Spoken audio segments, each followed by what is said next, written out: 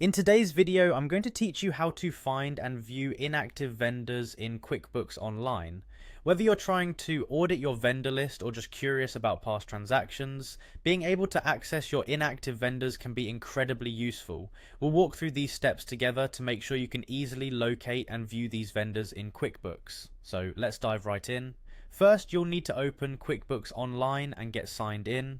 If you're not already there, head to the QuickBooks Online homepage. Once there, hit that sign in button you see. This will take you to the login page. When you're prompted, make sure you select QuickBooks Online from the options. This ensures you're accessing the right part of the Intuit site for our tutorial today. Next, it's time to enter your credentials. Make sure to type in your username and password accurately, then press continue to access your account. Now that you're logged in, direct your attention to the menu on the left side of the screen. Find the Expenses tab. It should be there along with other options like Sales and Banking. Click on Expenses and a drop-down menu will appear. Once you see it, select Vendors.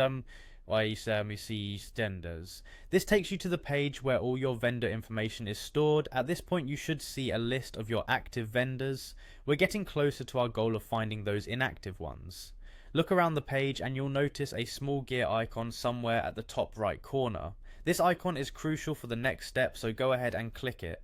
By clicking the gear icon, you'll open up a list of various display options. Among these options, you'll see one labeled Include Inactive. You might need to scroll slightly or glance around the options depending on your screen configuration.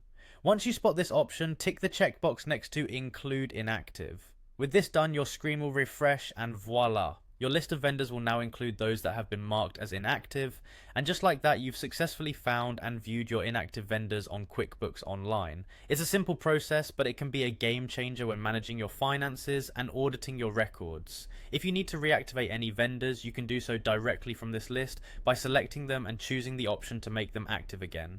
Thanks for following along with me today. Remember, keeping your vendor list tidy and accurate is essential for good business practice. Don't forget to subscribe for more QuickBooks tips and tutorials. See you in the next video.